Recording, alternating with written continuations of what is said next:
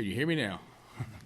My name's Ron. I'm an alcoholic. I'd like to thank all you guys for an invite out here. And I got to say, I was impressed when I said, I think I'm at a Men's Warehouse conference. Like, what's going on? One of you's got to own one of them, right? But first time I felt underdressed. But yeah, it's so beautiful to see. When I got sober, I didn't have access to anything like that. I'd never seen sobriety look like this. Never seen shiny, happy people. And that's just my experience and where I came from in my journey in life, and I'll share that with you.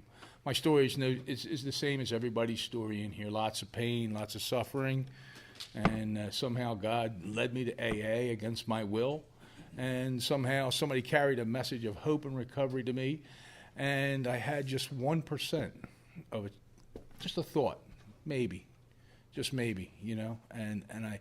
Even today, I always think about, like, what am I going to talk about? And I'm getting older now, and I get really tired of speaking. Speaking is not my program. This is a service I do for AA. What my true program is going to institutions, jails, prisons, detox, rehabs. I love doing that. I love being on the front lines with the sick and suffering. And I'm also a member of Al-Anon, so that'll tie into my story as I go along here. My family tree, like a lot of us that get in here. And I'll tell you what, Al-Anon is even effective if you sponsor a lot of people over time. They say you come in selfish, self-centered, you get free of that, and then if you stay here long enough, you become kind of like the opposite of that. Sometimes you become too caring, too loving, too codependent, and too controlling of the people that God puts in your path and build up relationships. And, I think to myself how I underestimated alcoholism and its ability to kill, and not only kill, maybe even worse, just drag you along for 2-3 decades of suffering until you finally die and you've destroyed anything possibly good in your life and your family's lives. And I actually have a guy, a grand sponsee, who struggled with this. A young guy, handsome guy, had his whole life ahead of him, and he's in a coma now with brain dead in the hospital as a result of untreated alcoholism and not putting this program as the most important thing in their life. And my sobriety date is April 15th, 1986. I didn't think I wasn't coming to AA. I wasn't planning on staying here. I was like anybody else that comes in, and maybe I'll stay. Maybe I'll give you guys 90 days.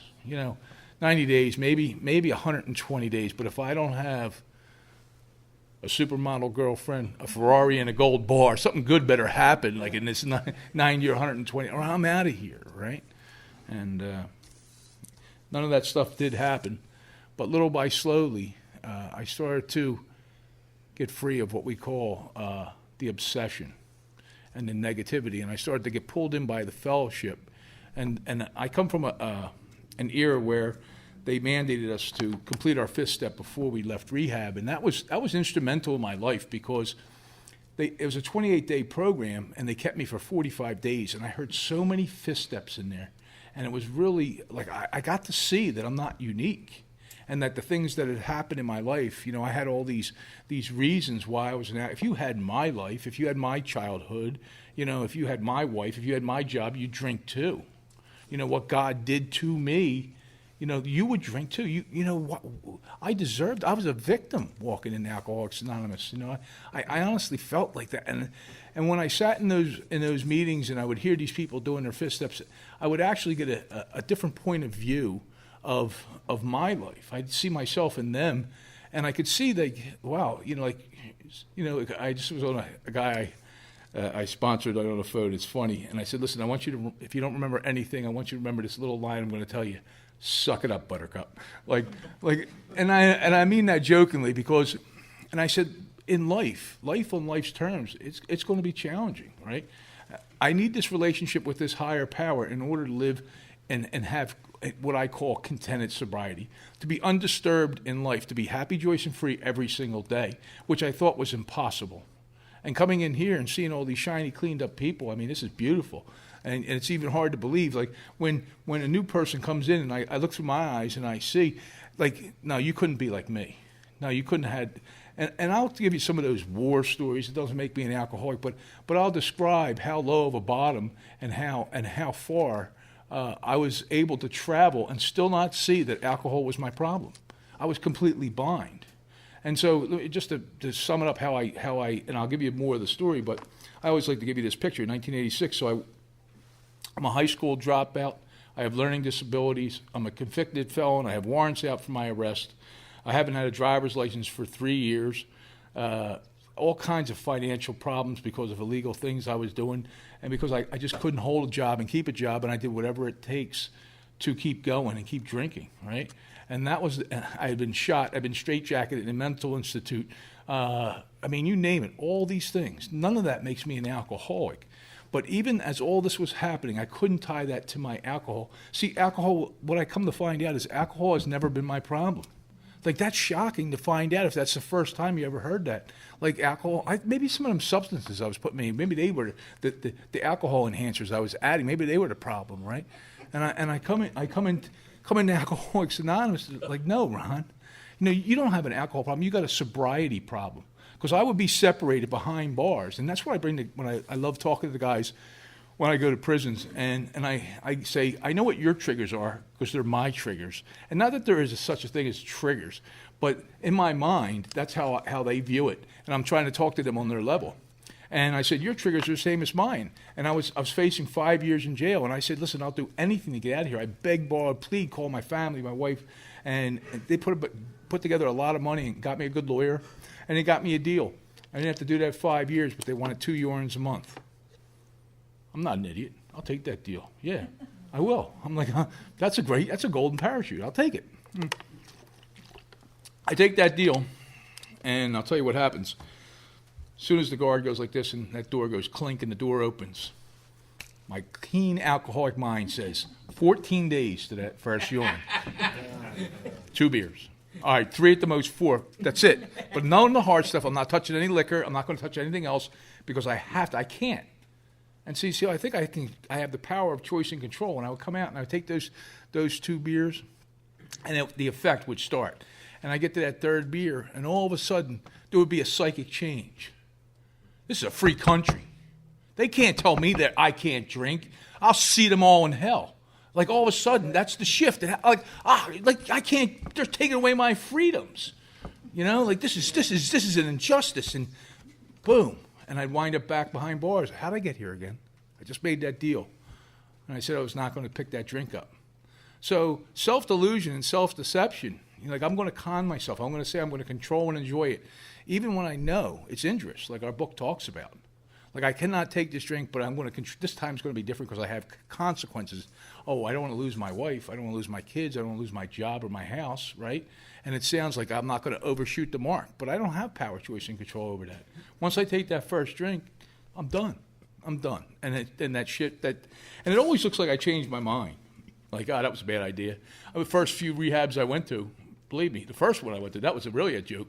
I went to this rehab, and they give you a big book and stuff, and I had no desire getting sober. But even a guy like me, after 28 days, I'm thinking, well, my life could get better. Look at all the money I'd save from not drinking, and I'd show up at work and paying lawyers. And I mean, okay, I'm turning over a new leaf. I'm not drinking. I'm gonna do your program. And they'd hand me a big book, and at 11 o'clock they'd say that famous line, "Make a meeting." Gotcha, right? Yeah, I'm all in, and I meant it. And I'd walk out of there, and then about 12, 1 o'clock, 2 o'clock, I start thinking, holy crap, I'm going to have to go to those meetings. There are going to be like people in them, and they're going to like think at me, and they're going to look at me, and they're going to know. I don't know what they're going to know, but the level of fear to just walk in the door of Alcoholics Anonymous. We have what we call official greeters are our group, and that's a really, I think it's the best position of all of AA. Because before anybody is going to adopt this program and pick up this big book and apply these 12 steps of life and have a psychic change and get free of that, they have to feel comfortable here. They have to feel like, okay, there's no threat. Come, welcome, simplify. Like, I look back to my head, and it was racing a million miles an hour. And the simplest lines, like, hey, you never have to feel that way again. Come with us. We're going to show you what to do. It's really simple. Like that kind of like, okay. And I can grasp that. It's just simple. Please make it simple. At least lie to me. Don't tell me that it's a lifelong journey with no destination and no graduation. Like, oh my God, like don't scare me like that. Tell me, listen, you're just going to be golden in 90 days. If not 6 months, you'll be fine. Just hang with it. And that's what I think. You know, like I think that official greeter, that our book says, offer them friendship and fellowship. And that's what I do. When I go to a meeting, I look for the guy that's up against the back wall, tattoos all over my arms, cross, angry, because that's how I was, angry. Don't talk to me. You know, just like leave me alone. And then deep inside, you're like, please help me, because that's how I was. I couldn't say that. I couldn't say I need help. I need direction. And I go sit down and talk to them, just put my hand out and just be a friend. And just say, listen, welcome. You're going to be okay. We're going to show you what to do. It's not that hard. It really isn't. 12 simple steps. If that's too much for you, we got 6 simple steps on 263. Half measures can avail you something if you follow them, right? But anyway, this journey that I got on in Alcoholics Anonymous, like 1,000 times over the years, I thought to myself, it couldn't possibly get any better than this. Anybody ever have that experience? Like this is like it's golden and it can't get no better. And I would think that all the time. And I just kept going and kept seeking. And that was probably the most important thing my sponsor taught me. He said, Ron, be a seeker of recovery. He said, don't blame the meeting, the speaker. Don't blame AA. Don't blame God. Don't blame your sponsor. Go after it, right? Go after it. Be a seeker. And that's what I was taught. And that has been the most valuable, simple piece of direction that I could get. Stop blaming people. I don't know about you, but I blamed everybody in this world for everything in my life. That's my MO coming here. It's all your fault. In fact, I hate people. Anybody just hate? If we could just get rid of all the people on this earth, wouldn't it be a cool place to hang out? Like that's how I think, you know? I thought I hated people, and let me clarify that. I had no idea that I viewed people as a threat to limited resources that I wanted for myself. I seen you as a threat, and you were sucking up my air on my planet, because the world revolves around me, right? Me, and I. I find that I didn't hate nobody. I truly, just like I said, lived in fear and selfishness and self-centeredness. And as I go through these steps and as I apply them in my life, you know, I start to see just a glimpse of my selfishness and self-centeredness, just a glimpse. I can't see it all at once. I can't look into this. It's too much.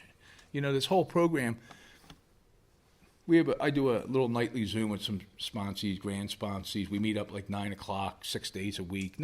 People flow in, flow out. And I gave them a little simple change to the serenity prayer. And it was really important, just one word. God grant me the serenity to accept the things I cannot change, the courage to change the things I can, and the wisdom to know that's me. That's another revelation. That I either got to wait for the other 8 billion people on this planet to straighten up their act, or I could just work on one, right? Think about that. Like I work on myself. I apply these spiritual principles. The rest of the world, I'm impervious to it, right? And through inventory and writing inventory, and it doesn't matter how long you've been here and how many inventories you write, I don't think you can possibly grasp the enormity of how many resentments we have. And I say to guys, they're like, oh, no, I don't have no resentments. And I said, look, that's almost impossible.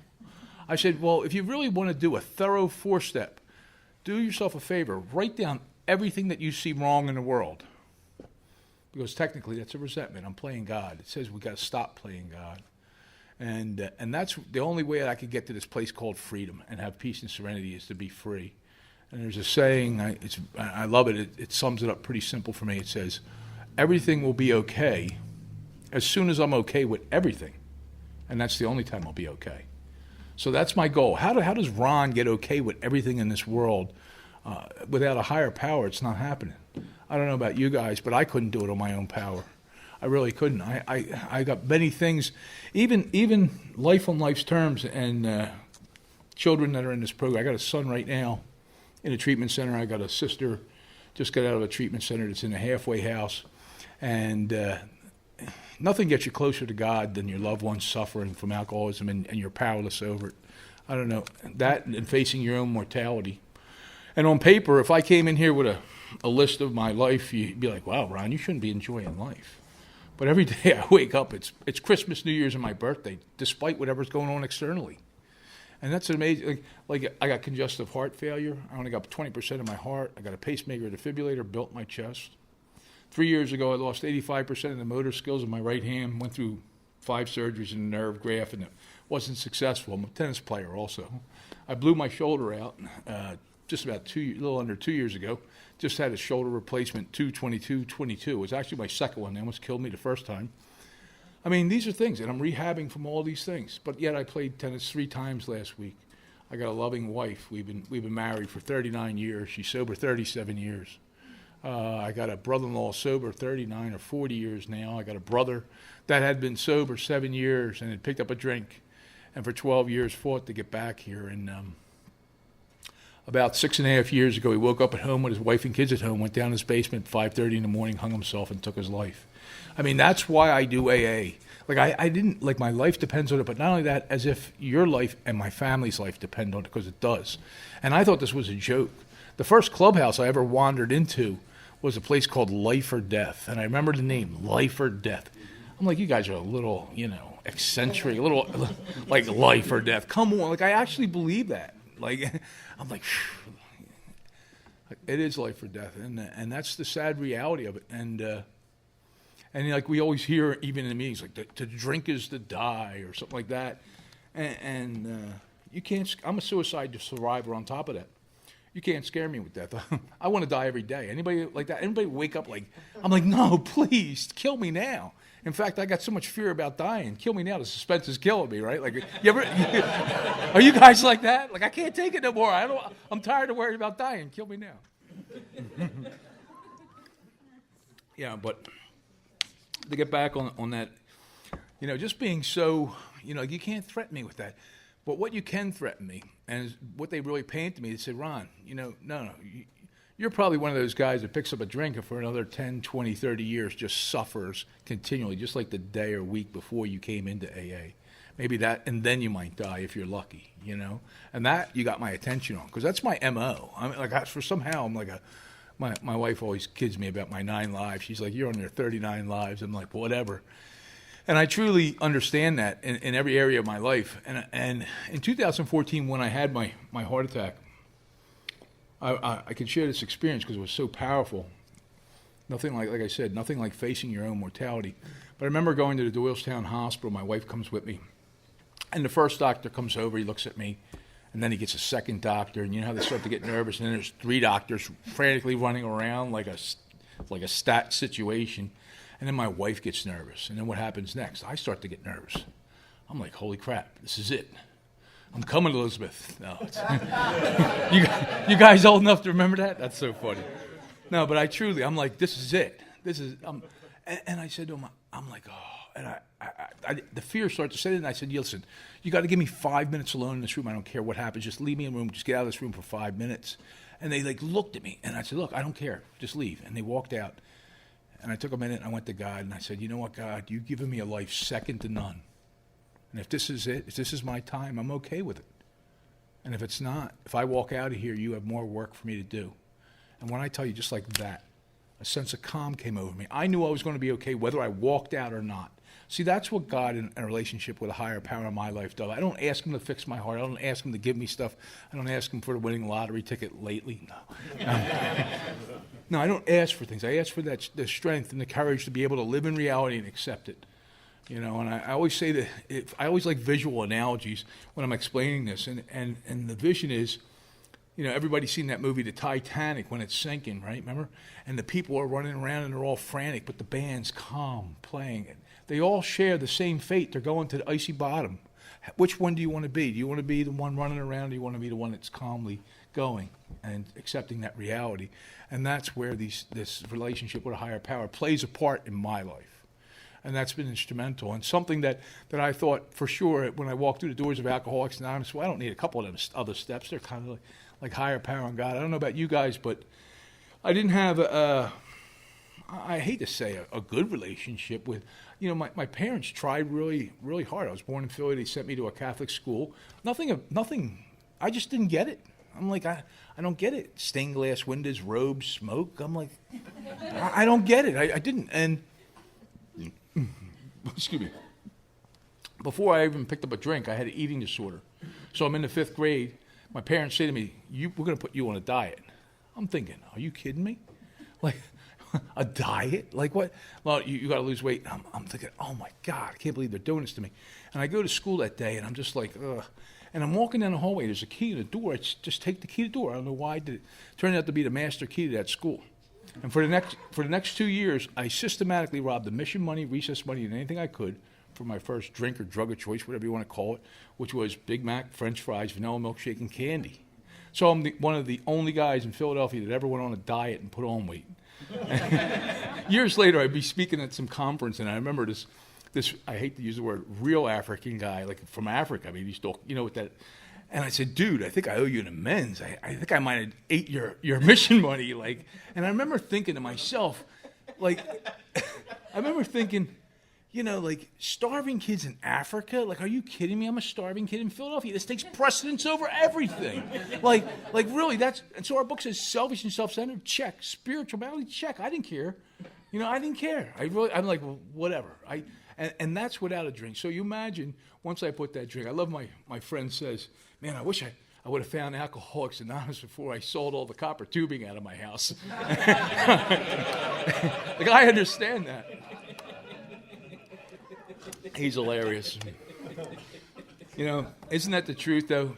I wish I would have got here sooner. No, I had to experience everything I had to experience in order to stay here. And quite honestly, if you don't have that kind of experience, like I see the only people that struggle, they don't really have bad consequences.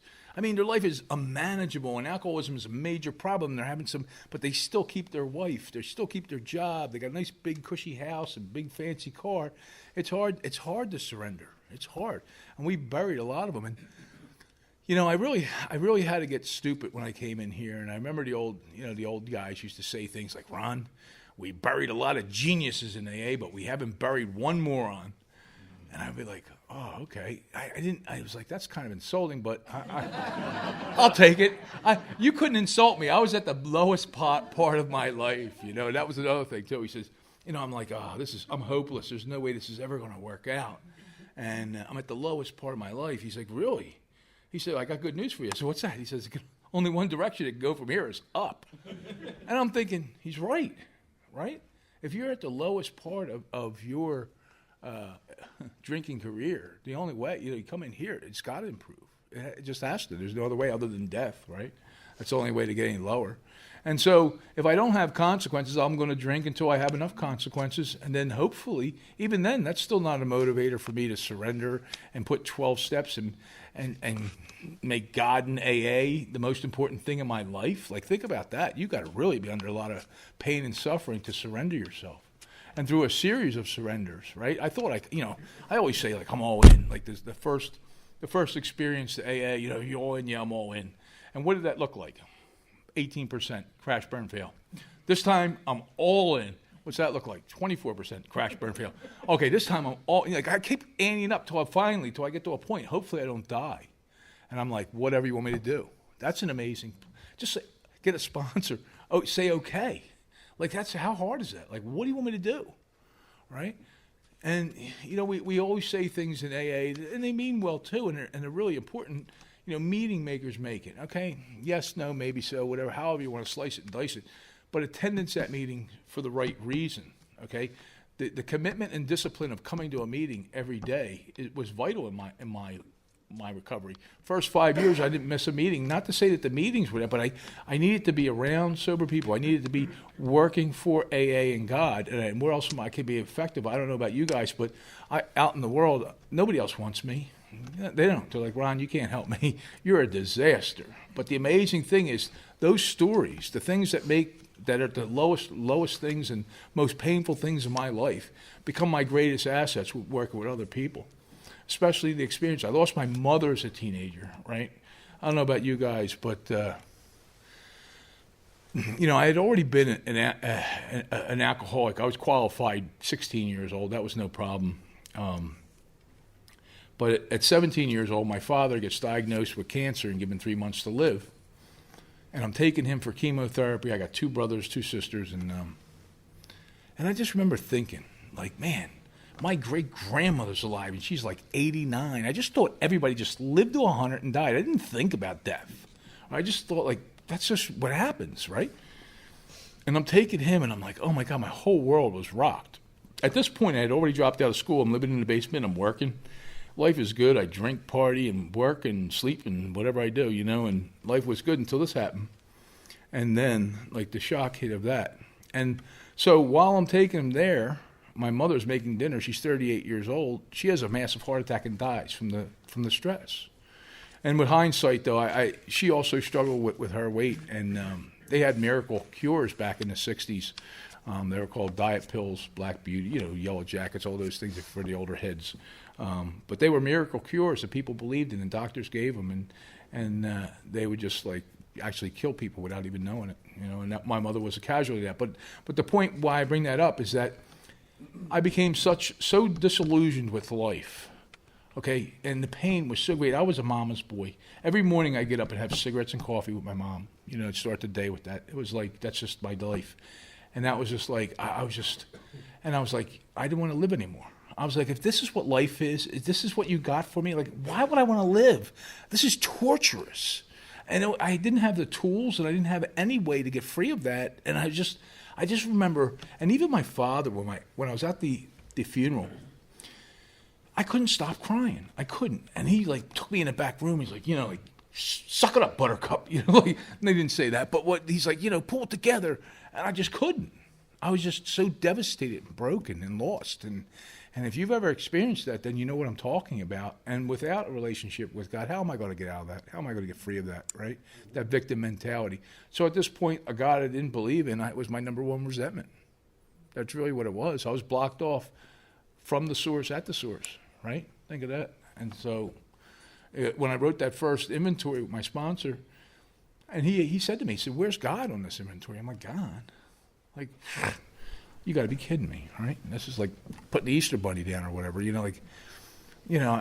like, but I could not see it. See, I can't see my truth and how I think and live, but he knew exactly that I was a victim. And this God, I didn't believe it, because I remember this. I remember I could blame you guys for every single thing that happened in my life. But when my mother died, I knew that none of you guys had that power to do that. Who had the power? God, right? He had the power of life or death, and he did that to me. He did that to Ron. I'm a victim. I'm getting paid back for the life I lived and things I did. See, that's the God that I believed in when I got here. This punishing God. And what I come to find out is just a God of pure love. Loves me unconditionally. And I was told you about my brother when he died. And it's amazing how, no matter how good of a place I could be in, when that happened, it rocked my world. And in a sense that, how like a breaker snaps like that? Like I felt like it wanted to go like, God, how could you do that to me again? Again? Another time? Like I felt like that victim mode. My brain started going there. I'm sitting down thinking, and I'm talking to my sponsor, and I start to uncover and see this victim mentality again happening to me. I failed to see the importance that my brother had suffered for so long and so hard, and he's free now. So what I was really mad about is about how it affected me. The loss that I lost. I didn't care about how his suffering's done. Today, when an alcoholic or an addict dies, I know that's a blessing. I no longer feel bad for them. I go, they're at peace now. They finally can stop. And if you've experienced life like that, where it's so painful that you cannot stand another minute on this planet, the blackest, darkest place on this planet, welcome. But the truth is that there is a way out. And it doesn't look like these 12 steps in this program of Alcoholics Anonymous are going to do it. Selling it to me was almost impossible, right? I didn't believe it. I didn't think I could ever get to a place where, all I do, if I'm not at this podium, all I do all day is laugh. The world is my playground. It should be. People ask me, "How you doing, Ron?" I said, "If my life gets any better, I have to kill myself." Like that's horrible. They go, "Do you ever have any bad days?" I said, "Yeah, I'm going to have one bad day in my life when I wake up dead. But until then, I'm not. I don't want to miss the party today." Now, how did that psychic change turn? How did I see it, have a different perspective on this life? I got free of what? The bondage of self, my selfishness, my self-centeredness, right? I had this higher power in my life, and what can I do? How can I be of service? And I love the name of this group, Working with Others. I mean, that's what I love doing today. I can pretty much afford to do anything I want in this world. I'm driving 3 hours round trip to talk to you guys. in the hopes of, man, maybe somebody, I don't know. I'm not the power. I just work for. I'm just the man, just one of the guys on the bus that carry the message to the best of my ability. I share my experience and hope that it, get by somebody, maybe gets you enthused to really dig deeper into these steps, to really go after this. I'm a big, today it's so amazing with all the recordings, and this is all being recorded too, but all the recordings to listen to the step workshops, the conventions, the roundups, and all these things here. I mean, I always say it, I said, everybody in AA should be a samurai steptician. Like, whoa, step 5, saw. Immediately, right? But it's really like we should be, and it's all about the homework. And see, I didn't have access to this. It took me a long time. I remember I was 20 years sober, and I read Drop the Rock. I'm like, holy crap, that could have saved me 20 years. Anybody do AA like that? Like, man, I made everything so much harder. I hate books. I hate reading. I chair a big book study for the last dozen years in Doylestown. That's one of my home groups tonight. I miss it. I miss the fellowship, and we go an hour without a complaint or profanity. I tell people that, like, you ever been to an AA meeting where there isn't one single complaint, no profanity, all we do is talk big book and recovery only? They're like, no, come over and see us, right?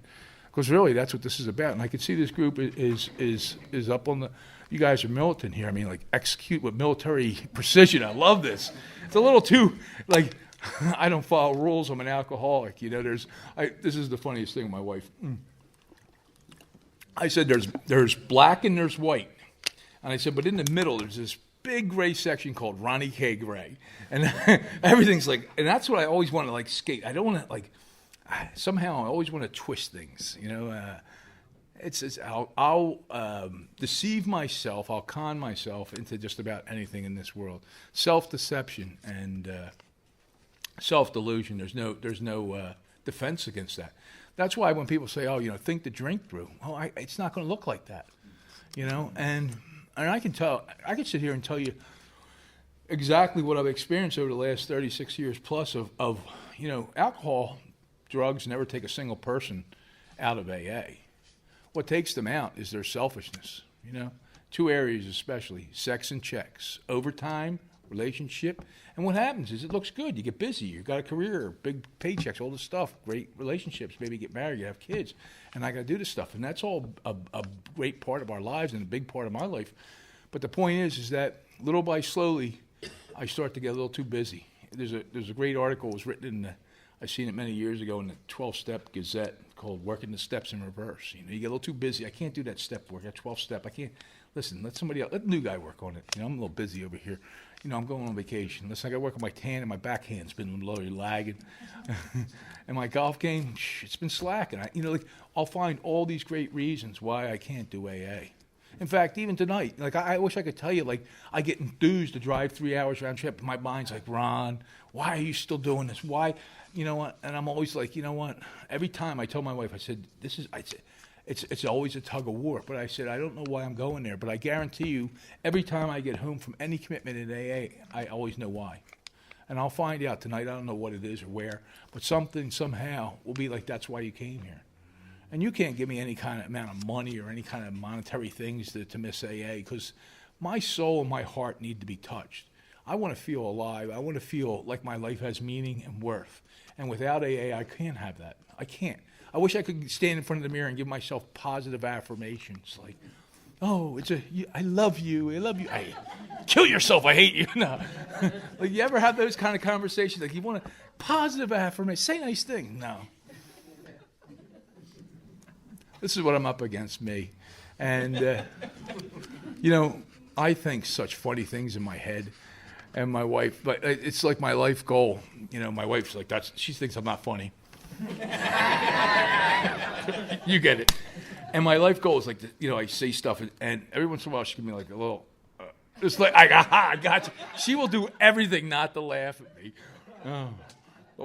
But man, our life is so beautiful. And it's all because of Alcoholics Anonymous and just one foot in front of the other and showing up and being willing to serve, right? And, I'm not here to sound good, to look good. I'm here to share my experience. All through this recovery process, God has put people in my path, amazing people, We call them sponsors. I like to call them mentors. There's even when I had great sponsors, there was people I would meet along the journey that were great mentors in other areas of this program. There's so many niches in it. There's something for everybody. These guys are doing a great job on the sound and the video, and I should have a close-up now. No, but there's a niche for that. There's people love the GSR stuff. Some people love prison commitments. Some people just like to stay in the back and make the coffee. God bless them. There's no right or wrong. I always say AA is like the U.S. military, right? Everybody is just as important as everybody in the whole military. Don't look like it. Looks like Schwarzkopf wins the war. But what about the trainers? What about the chefs, the cooks? What about the transporters, the fuel guys? Like the ammunition guys. There's so many. The pilots, the captains of the ship. There's so many working parts. Every one of them are important. You can't go to war without fuel or munitions, right? They're just as important as. So that's the way AA is. Every single part in this is important. So if you're a part of it, you're a part of it. And when I ask guys, I go, do you feel like you're a part of AA? And the guys, they say, no, Ron, I don't. I said, there's only one reason why you don't feel like you're a part of AA. Because you're not. You're not taking part. Get a commitment if you want to feel part. Toe your line. Do your responsibility. The only way I can feel part in anything is to take part in it. And I get guys who'll be like, Ron, I ain't greeting for you. I said, you ain't greeting for me. Your life depends on you greeting. You're greeting for you. You're working for God in AA. You need to do this. And I'm not here to, like me, I'm golden. I love greeting. That's my favorite job. Like I said, I love meeting people. I love talking to people. Now think about how I talked about before, the fear of walking through the door, right, of AA for the first time or any time, like fear, right? Today I can't wait. I get there early. Let me greet. I want to meet everybody. Everybody's got such interesting stories.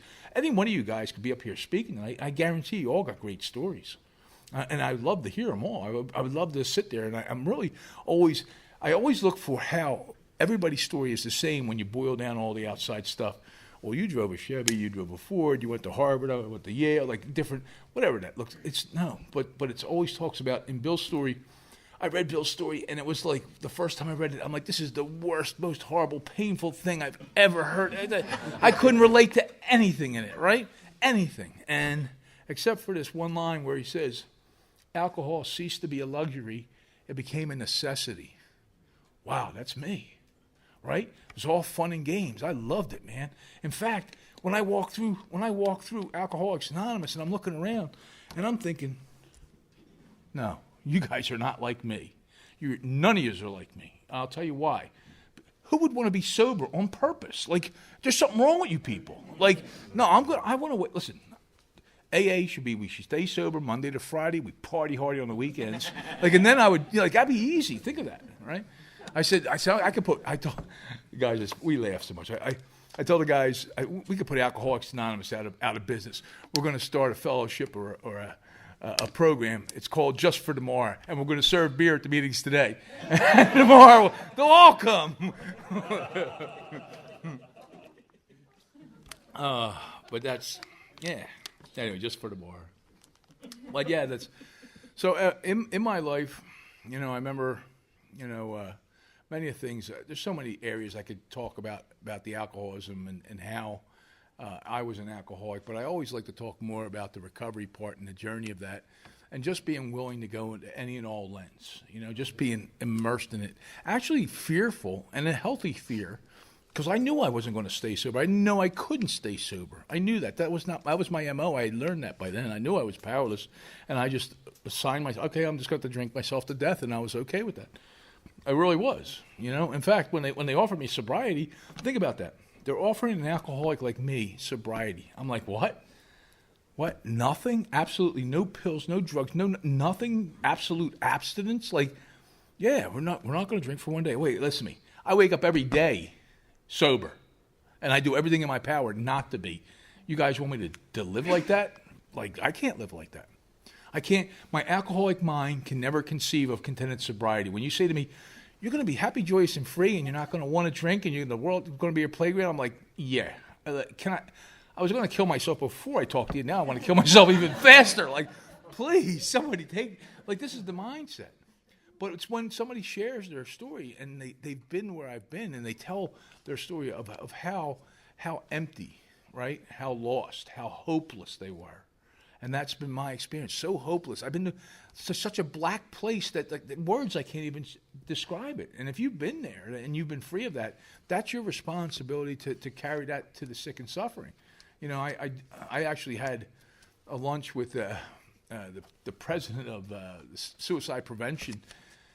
A friend of mine had a luncheon for it, and I happened to be there, and I was talking to her. I said, you know, you realize the people that you're trying to reach can't hear a word you're saying? She's like, yeah, I know that.